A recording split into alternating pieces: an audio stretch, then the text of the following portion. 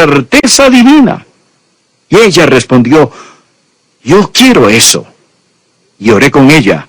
Y ella oró y pidió a Cristo que entre en su corazón, que perdone sus pecados y que le dé salvación eterna.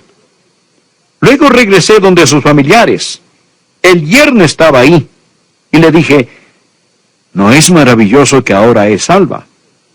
¿Y saben lo que él me contestó? Oh, nadie sabe si es salvo. Y yo le dije, hombre, claro que sí. Y él dijo, no. Lo mejor que se puede hacer es esperar que uno sea salvo. Así que compartí con él un versículo. Es el pasaje de la Escritura que vamos a tener hoy. Quiero que busquen 1 de Juan capítulo 5 desde el versículo 11. Y este es el testimonio, que Dios nos ha dado vida eterna, y esta vida está en su Hijo. El que tiene al Hijo tiene la vida. El que no tiene al Hijo de Dios no tiene la vida. Y aquí el versículo, pongan mucha atención. Estas cosas os he escrito a vosotros que creéis en el nombre del Hijo de Dios, para que... Deténgase aquí un momento. ¿Qué es lo que dice? Para que sepáis, para que sepáis que tenéis vida eterna. No creáis, no adivinéis, no esperéis, no presumáis, no penséis, no, sino sepáis con una certeza absoluta que tenéis vida eterna. Este privilegio es de todo cristiano. Por eso es tan importante que estén completamente seguros de que son salvos. La manera de ser salvos es creyendo que Jesús es el Cristo. Ese Jesús, y el nombre Jesús significa Salvador, es el Mesías. Creen eso, confían en eso, y algo sucede y nacen de nuevo. Es así de simple, gloriosamente simple y simplemente glorioso. En Hechos 16, versículo 31, leemos algo interesante. Ellos dijeron, cree en el Señor Jesucristo y serás salvo. Amigos, no es nada tan alto que pocos puedan alcanzarlo. Es tan bajo que pocos bajan a él. Es tan claro, es tan simple. Somos salvos por fe en Jesucristo. La palabra creer no significa tan solo creencia intelectual. Los demonios creen así. Creer denota confianza y compromiso.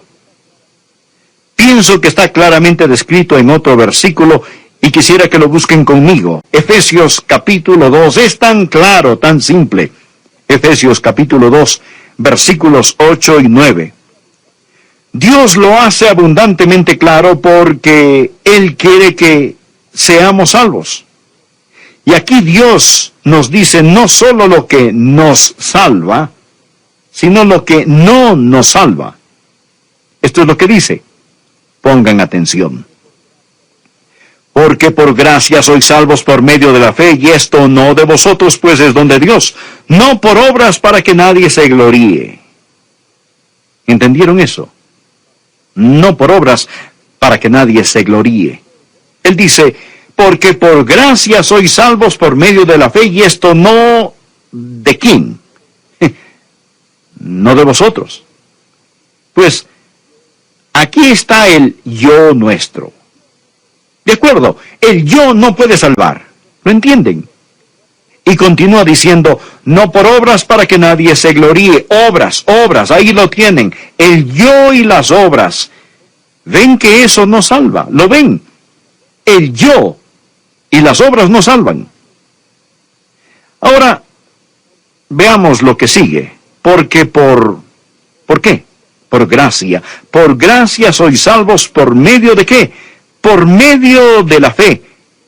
Eso es todo. Les digo, es así de simple. Si caminan por las calles de cualquier ciudad y preguntaran a las personas, ¿son salvos y van rumbo al cielo? ¿Saben lo que la mayoría diría? Espero que sí. Creo que sí. Hago lo mejor que puedo. El yo y el hago obras lo mejor que puedo. ¿No es verdad? No en vano, la gente no tiene ninguna certeza. ¿Cómo tener certeza si depende de lo que uno hace? Yo no confiaría ni en los mejores minutos de mi vida para poder entrar en el cielo. Hago lo mejor que puedo. El yo y las obras. Ahora, en comparación con eso está lo que Dios dice. Dios dice aquí, porque por gracia. ¿Qué es gracia? Gracia es el favor inmerecido y amor que Dios muestra a pecadores como nosotros. Es su razón de amarnos cuando no hay mucho que amar. Dios no nos ama por lo que nosotros valemos. Tenemos valor porque Él nos ama por su gracia. Y por eso Jesús vino a morir. Dios muestra su amor para con nosotros en que siendo aún pecadores, Cristo murió por nosotros.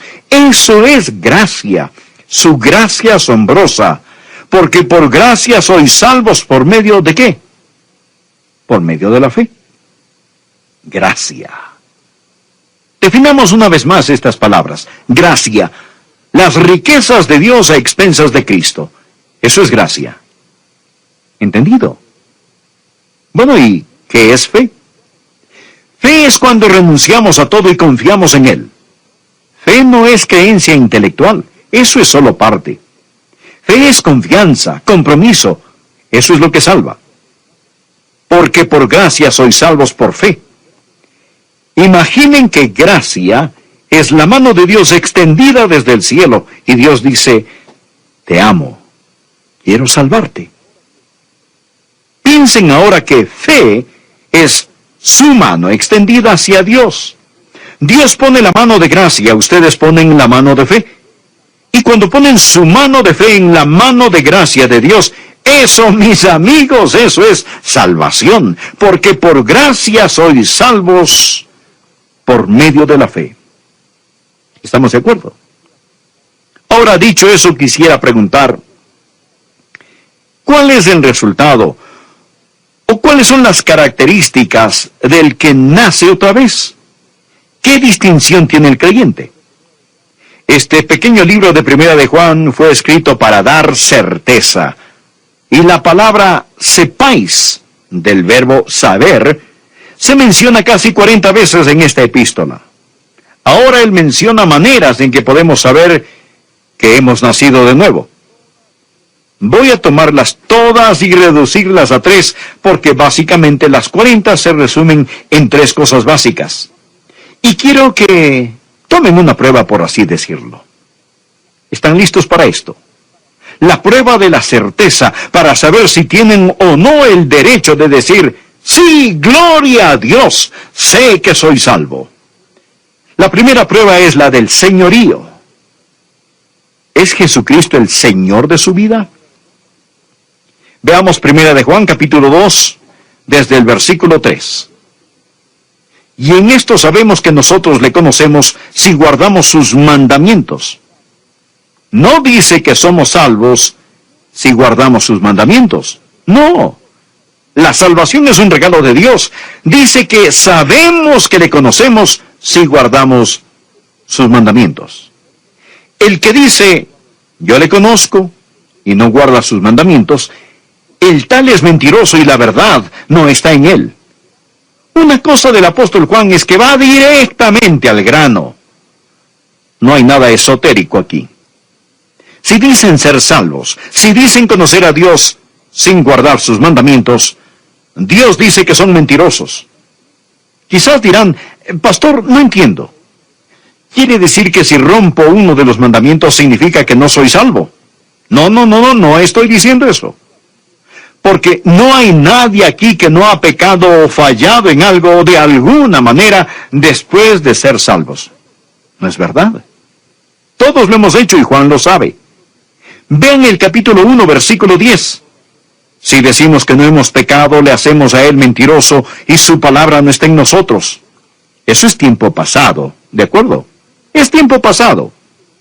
Pero en el capítulo 2, versículo 1 dice, hijitos míos, estas cosas os escribo para que no pequéis. Esa es la regla, no pequéis. Pero dice, Y si alguno pecado, abogado tenemos para con el Padre, a Jesucristo el justo. Dice que es posible, es probable que pequemos y necesitemos un abogado. Necesitemos que Jesús venga y nos ayude y nos limpie de nuestro pecado. Y luego dice en el versículo 3, y en esto sabemos que nosotros le conocemos si guardamos sus mandamientos. A la final, ¿cuál es la respuesta? Por una parte, la Biblia dice que sabemos que somos salvos si guardamos sus mandamientos. Por otra parte, dice que es probable que pequemos.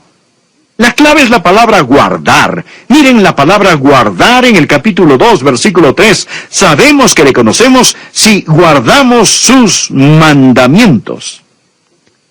Para nosotros, como hijos de Dios, sus mandamientos son nuestra guía, la meta de nuestras vidas.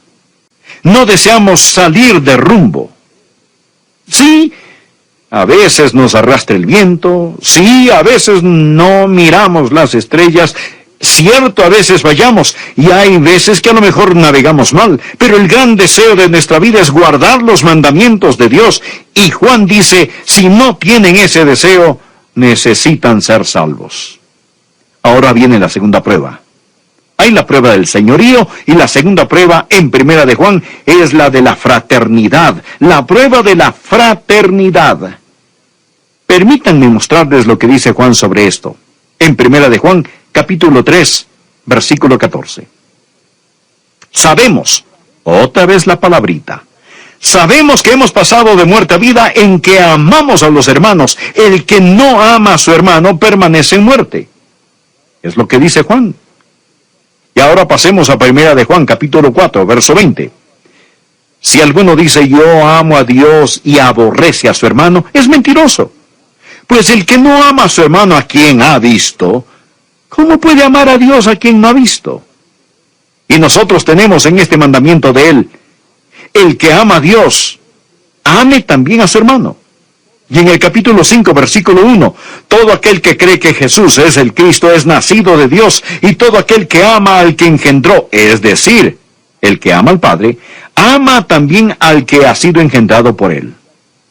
Cuando aman al Padre Celestial, aman a sus hijos, a sus hermanos y hermanas en Cristo. Es una característica del cristiano, es una prueba.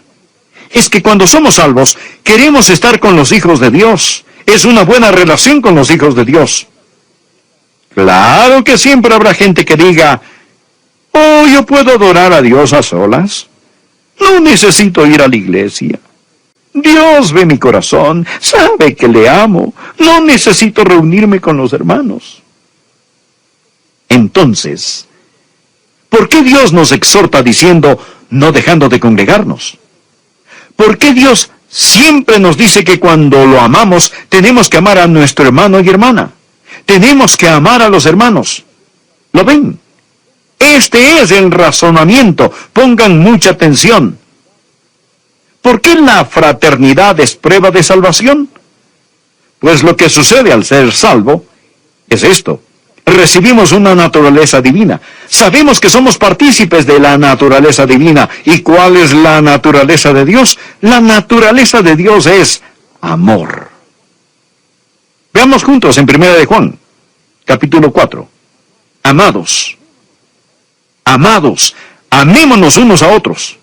Y ahora escuchen esto. Porque el amor es de Dios. Todo aquel que ama es nacido de Dios y conoce a Dios. El que no ama no ha conocido a Dios, porque Dios es amor. No hay que ser un científico para entender esto. Al nacer de nuevo, nacemos de Dios. El Espíritu Santo entra en nosotros y somos hechos partícipes de la naturaleza divina. ¿Y qué es la naturaleza divina? Dios es amor. Si tenemos esa naturaleza, entonces tenemos amor, ¿verdad? Si no hay amor en nosotros, no hemos sido hechos partícipes de la naturaleza divina. Y no habla aquí solamente de amar a Dios, habla de amarnos unos a otros, porque Dios es amor. Sería absurdo que alguien diga, he nacido de Dios, el Espíritu Santo vive en mí, tengo la naturaleza de Dios, he nacido de Dios, pero simplemente no siento ningún amor.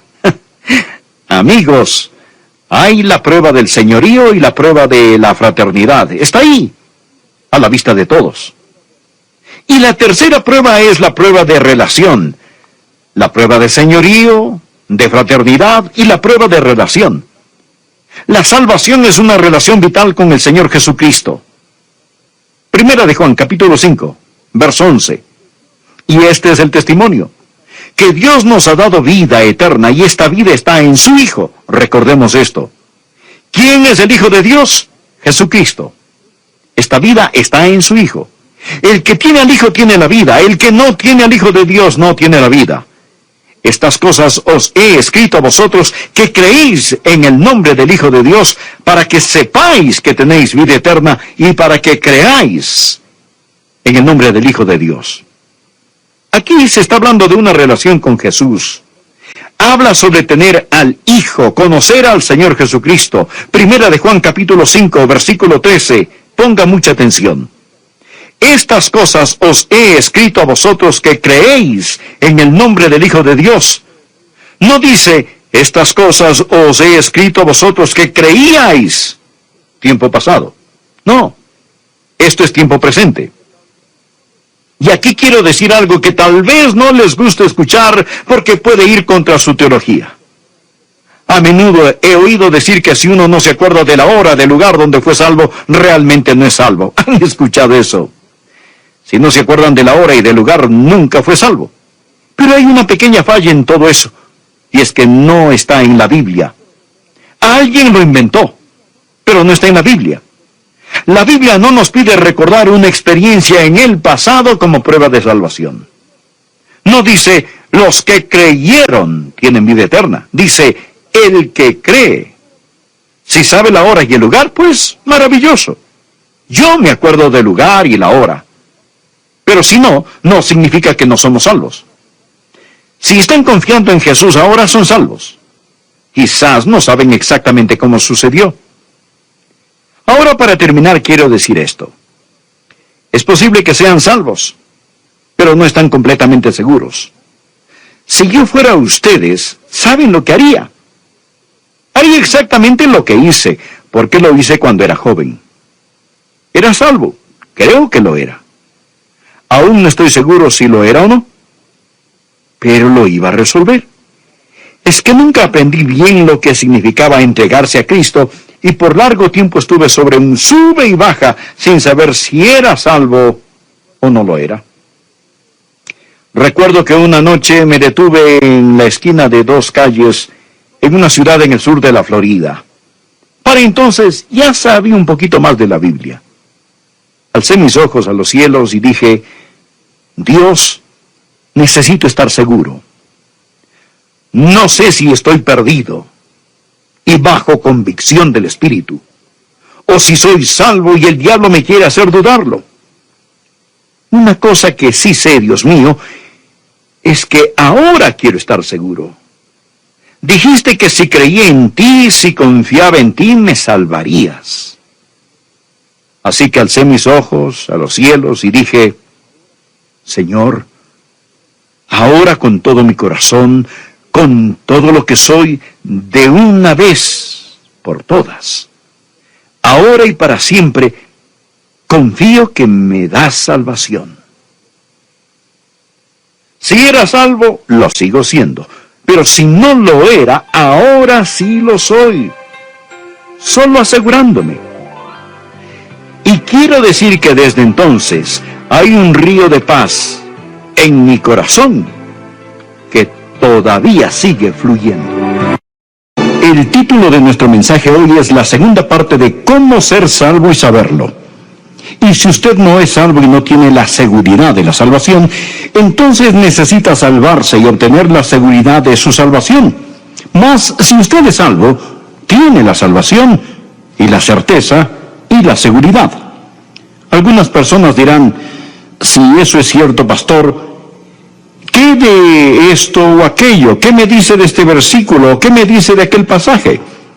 Bueno, permítame darle una ilustración clásica de lo que alguien haría si usted dice que cree en la seguridad eterna del creyente.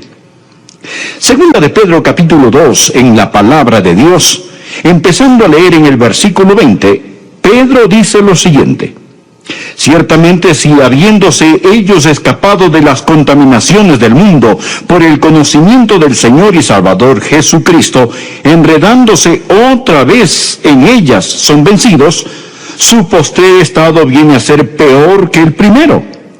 Porque mejor les hubiera sido no haber conocido el camino de la justicia, que después de haberlo conocido, volverse atrás del santo mandamiento que les fue dado. Pero les ha acontecido lo del verdadero proverbio: el perro vuelve a su vómito y la puerca lavada a revolcarse en el cieno. Alguien dirá: ¿lo ve usted? Allí enseña que una persona puede ser salva y perderse nuevamente. Bien, mire por favor conmigo más cuidadosamente este pasaje y pienso que usted comprenderá que no enseña que una persona salva pueda jamás volver nuevamente a ser no salva, porque en realidad enseña lo opuesto. En el versículo 20 dice esto: ciertamente si habiéndose ellos escapado de las contaminaciones del mundo por el conocimiento del Señor y Salvador Jesucristo. De lo que está hablando aquí es de unas personas que estaban viviendo en pecado y se liberaron a sí mismas. Oyen sobre Jesús y dijeron: ese es el camino a seguir. Cambiaron su forma de vivir, pero nunca recibieron, como vamos a mostrarle, una nueva vida. Habiéndose ellos escapado de las contaminaciones del mundo, no dice que ellos eran salvos, no dice que ellos iban en camino al cielo. Habiéndose ellos escapado de las contaminaciones del mundo por el conocimiento del Señor y Salvador Jesucristo, es decir, habían oído el Evangelio. Ellos tenían conocimiento sobre nuestro Señor y Salvador Jesucristo, pero se enredaron nuevamente en el mundo. Ahora, observe la palabra enredándose. La palabra enredar literalmente significa tejer algo. Y lo que sucedió fue esto: que esta gente estaban tejiéndose a sí mismos más profundamente en el cautiverio al seguir a ciertos maestros falsos. Y todo lo que Pedro está hablando aquí en 2 de Pedro gira sobre el tema de los maestros falsos. Hay personas que oyen acerca de Jesús, pero lo oyen de los labios de los maestros falsos. Realmente nunca aprenden qué es ser salvo, ser renacido, y se enredan a sí mismos. Ellos tejen en sus corazones y mentes ciertas filosofías y enseñanzas falsas y nunca llegan a saber el Evangelio de la gracia. Se meten a sí mismos más profundamente en el cautiverio por medio de los maestros falsos. Y cuando hacen esto, terminan en peores condiciones que al principio, antes de haber oído sobre Jesús. Ahora aquí tenemos un principio, escúchelo. Los que viven en la verdad se hacen más y más libres. Los que no viven en la verdad, los que viven en las mentiras, experimentan más y más cautiverio. Bien, aquí está la enseñanza. La reformación sin la transformación conduce a mayor degradación y condenación final. Creo que esto vale la pena que lo repita, escúchelo. La reformación sin la transformación conduce a mayor degradación y condenación final. El ejemplo clásico es el de Judas Iscariote. Jesús dijo referente a Judas: más le valdría a ese hombre no haber nacido. Judas oyó la verdad. Judas reformó su vida. Era un discípulo del Señor Jesús. Él escapó de la contaminación del mundo por un corto tiempo, pero terminó peor de lo que empezó. Jesús dijo: más le valdría a ese hombre no haber nacido. Los deseos pecadores no desaparecen con la reformación. Ellos solo están invernando y despiertan más fuertes. Esto es lo que Pedro dice: más les hubiera valido no conocer el camino de la justicia que abandonarlo después de haber conocido el santo mandamiento que se les dio. La salvación, por otra parte, le da a usted una nueva naturaleza. La reformación no le da a usted una nueva naturaleza, no cambia nada. Bueno, alguien dirá: muy bien, pero usted sabe, Pastor Rogers, si yo creo en lo que está predicando, Si creo en la eterna seguridad de la salvación, yo me haría creyente y después pecaría todo lo que quiera, porque no tendría que preocuparme de nada. Ya tengo un boleto para el cielo, nunca podría perder mi salvación, por lo tanto, solo me salvo y luego a divertirme a lo grande. Simplemente puedo pecar todo lo que yo quiera. Bien, permítame decirle algo. Yo peco todo lo que quiero. ¿Sabía usted eso? Yo peco todo lo que quiero. Ah, pero la diferencia es que yo no quiero hacerlo. Yo no quiero hacerlo. Yo no quiero pecar. Nada me haría más feliz que saber que nunca pecaría otra vez.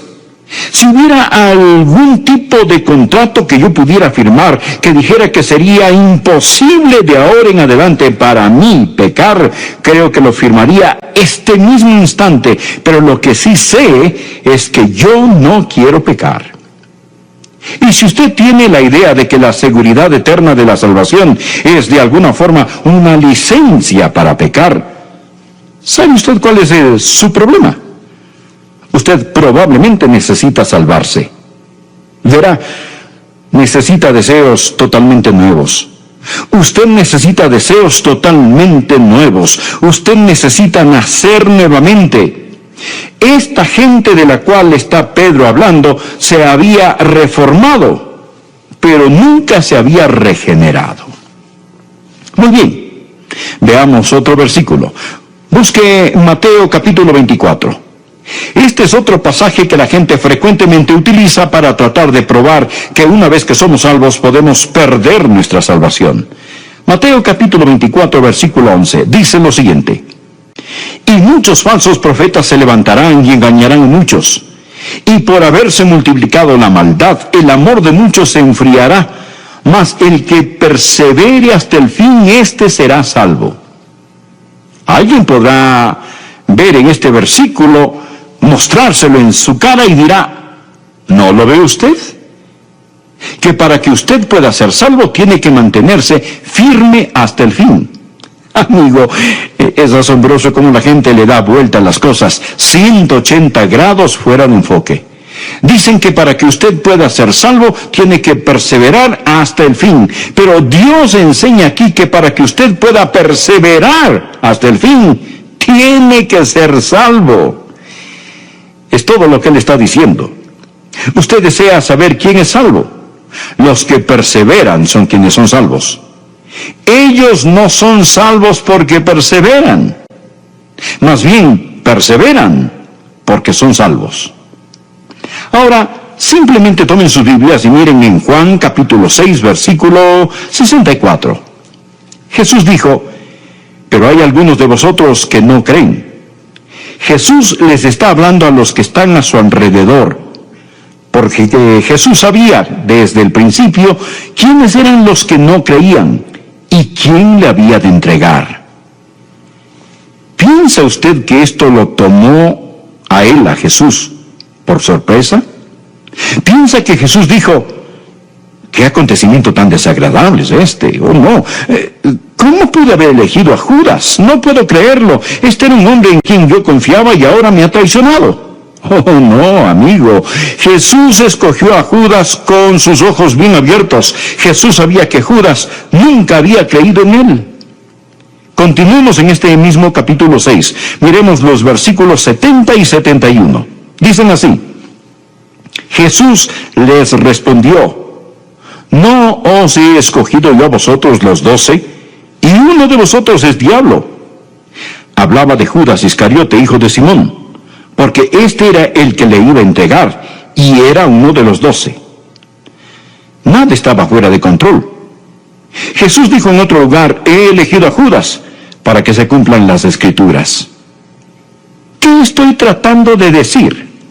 Muy bien, lo que quiero decir es que Pedro perseveró y Judas no. ¿Por qué? ¿Por qué Pedro perseveró hasta el fin? ¿Y por qué Judas no perseveró? Muy simple. Pedro tuvo fe.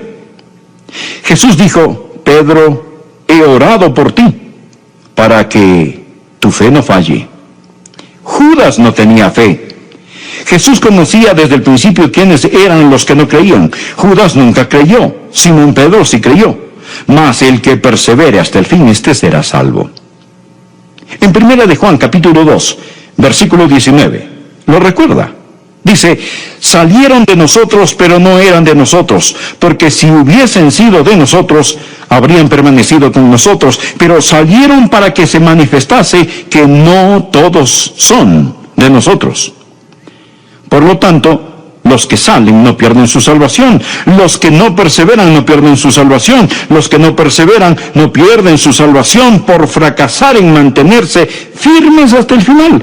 Ellos no pierden la salvación, estimado amigo, simplemente porque nunca la tuvieron. Bueno, tenemos tiempo para ver algo más. Veamos Hebreos capítulo 6.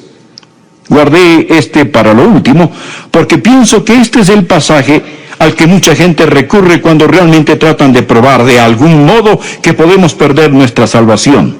Hebreos capítulo 6. Comenzaré a leer en el versículo. El autor de Hebreos está hablando en el capítulo 6 de algo imposible. Él dice que algo es imposible. Dice lo siguiente: porque es imposible que los que una vez fueron iluminados y gustaron del don celestial, y fueron hechos partícipes del Espíritu Santo, y asimismo gustaron de la buena palabra de Dios y los poderes del siglo venidero, y recayeron, sean otra vez renovados para arrepentimiento, crucificando de nuevo para sí mismos al Hijo de Dios y exponiéndole a vituperio. Luego, Él nos da una ilustración. Porque la tierra que bebe la lluvia, que a veces cae sobre ella, y produce hierba provechosa a aquellos por los cuales es labrada, recibe bendición de Dios. Pero la que produce espinos y abrojos es reprobada, está próxima a ser maldecida, y su fin es el ser quemada. Pero en cuanto a vosotros, oh amados, estamos persuadidos de cosas mejores y que pertenecen a la salvación, aunque hablamos así. Muy bien, regresemos al versículo 4. Algunas cosas son imposibles. Dice que para cierta clase de personas, si hacen ciertas cosas, es imposible que renueven su arrepentimiento. Es imposible. Si se han apartado o recayeron, dice la Biblia, es imposible que sean otra vez renovados para arrepentimiento. Ahora le digo esto. Si usted usa Hebreos 6, comenzando en el verso 4, y prosiguiendo con los demás versículos, si usted utiliza este pasaje para probar que una persona puede perder su salvación, este prueba mucho más de lo que usted desea. Prueba demasiado. Porque, ¿qué prueba este pasaje? Prueba que si usted fue una vez salvo y perdió su salvación, si esta es la forma en que usted usa estos versículos, también prueba que usted nunca podrá salvarse otra vez. ¿No es esto correcto? Si recayeron o se han apartado, es imposible para ellos ser nuevamente renovados para arrepentimiento. Por lo tanto, si usted no cree que una vez salvo, siempre salvo, usted tiene que creer que dos veces perdido, siempre perdido. ¿Entiende lo que estoy diciendo? Dice, si usted usa este versículo de esta manera, si usted trata de hacer que estos versículos prueben que una persona puede ser salva y perder su salvación,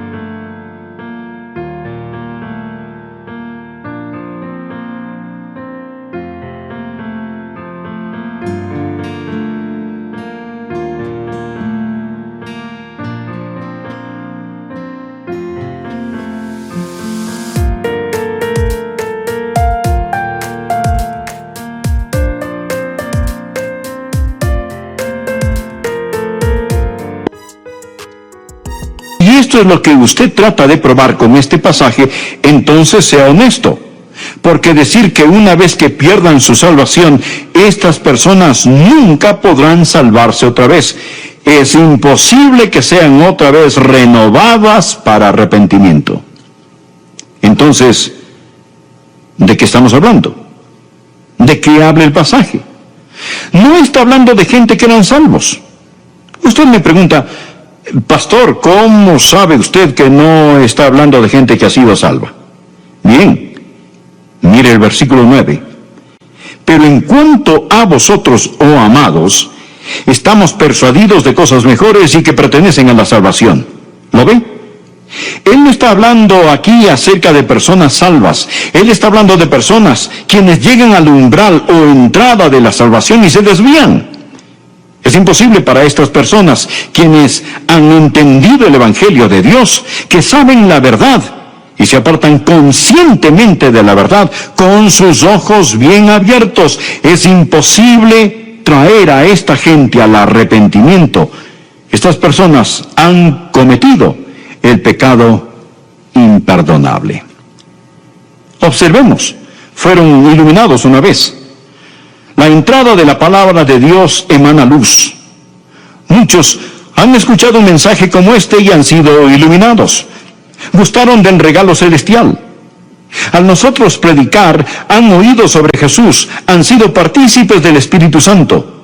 El Espíritu Santo de Dios ha agarrado fuertemente sus corazones, han gustado de la buena palabra de Dios, han oído la exposición de la palabra y del poder del mundo venidero, han gustado de todo esto, pero se han apartado.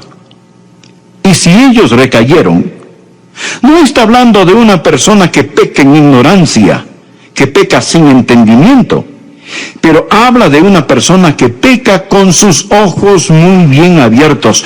Una persona que dice, yo no quiero a Jesús. Le daré una ilustración.